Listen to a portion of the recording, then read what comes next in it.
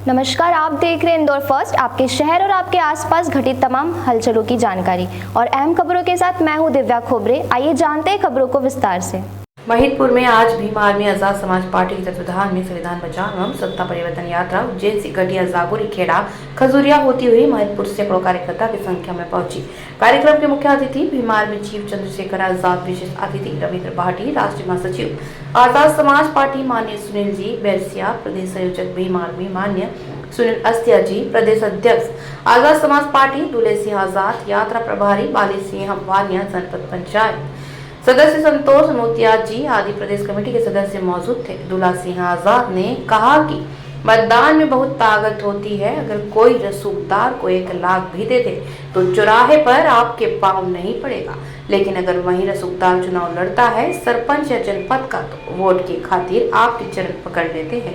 Bhim army chief Chandrashekhar Azad ने वर्तमान सरकार को आड़े हाथों लेते हुए कहा कि इस गूंगी बहरी सरकार में दलितों पर बहुत अत्याचार हुए हैं। अगर अत्याचार को खत्म करना है तो हमें दलित समाज का जनप्रतिनिधि बनाना होगा।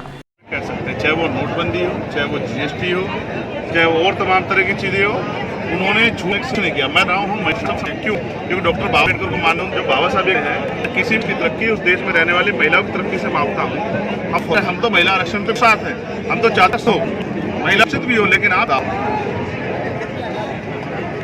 जो वंचित वर्ग की महिलाएं उनका क्या होगा?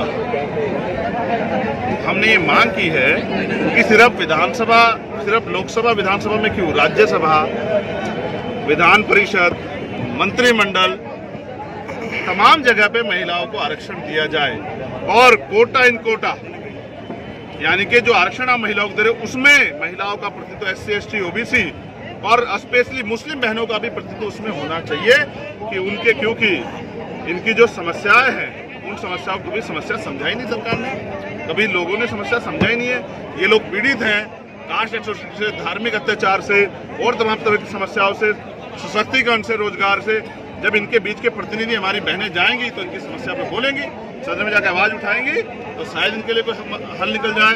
वरना पहले से भी महिला प्रतिनिधित्व वहाँ कुछ है, लेकिन इनकी समस्याओं बात नहीं। इसलिए इन वर्गों की महिलाओं को, स्पेशली पिछड़े वर्ग की महिलाओं को, आदिवासी महिलाओं को, मुस्लिम समाज की महिलाओं को, बौद्धिस्ट समाज की महिलाओं को, ईसाई समाज की महिलाओं को, सिख समाज की महिलाओं को भी सदन में जाने की हिस्सेदारी मिलनी चाहिए। अच्छा, ये मांग सरकार से रखें। चंद्रशेखर जी, ये जो वन नेशन वन इलेक्शन जो चल रहा है अभी मार्केट में, इसको किस नजरिए से देखते हैं आप? मार्केट में तो ये चल रहा है कि गरीब और गरीब हो रहा है, अमीर और अमीर। मार्केट में ये चल रहा है, सरकार ये भी नहीं पता सरकार अच्छा संभव होंगे तो इसके क्या परिणाम होंगे, किस ओर जाएंगे इसके परिणाम? चुनाव लड़ाया जाएगा कि ये एन वक्त पे किसी आज हमारी पहली सूची जारी की जा रही है। आज हम लोग 6 बजे के लगभग अपनी पहली सूची जारी करेंगे। लगातार हम लोग अपनी सूची जारी करते रहेंगे। हमें अपने दम पे चुनाव लड़ना है, क्योंकि हमने ये महसूस किया कि आज के जो हालात हैं वो तमाम राजनीतिक दलों के यहाँ रहते हुए, और जिनकी बात आप कर रहे हैं कि अगर हमारे लोगों ने पिछली बार भारतीय जनता पार्टी को रोकने के लिए कांग्रेस को वोट दिया,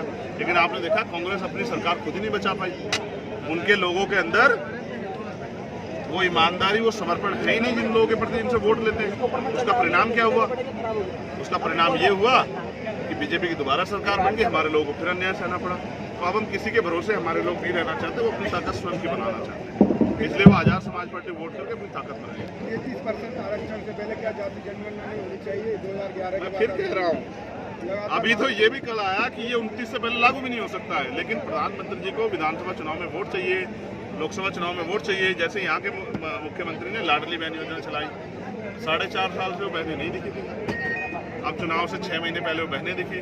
और मैं पूछना चाहता हूँ मुख्यमंत्री जी को, 1250 रुपए में तो आपका चूल्हा भी नहीं, गैस भी पूरा नहीं हो रहा है, तो राशन कहाँ से आएगा? और 4-6 महीने राशन भी दे दोगे, चुनाव के बाद इनसे टैक्स बढ़ा के फिर इनके खून भी लूटने काम करोगे, छीनने काम करोगे, खून से खाल से खींचने काम करोगे। ये अब चलेगा नहीं।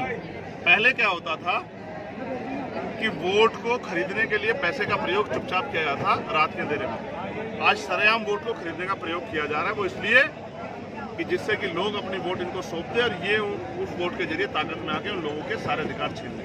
जनता बेवकूफ़ नहीं रही। मैंने लोगों से कहा इनका पैसा भी ले लो, ये और पैसा दे रहे हैं वो भी ले लो।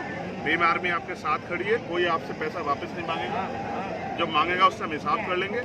बाकी आप लोग वोट आजाद समाज पार्टी को कितने चुनाव निशान पे दे रहे हैं, ठीक है।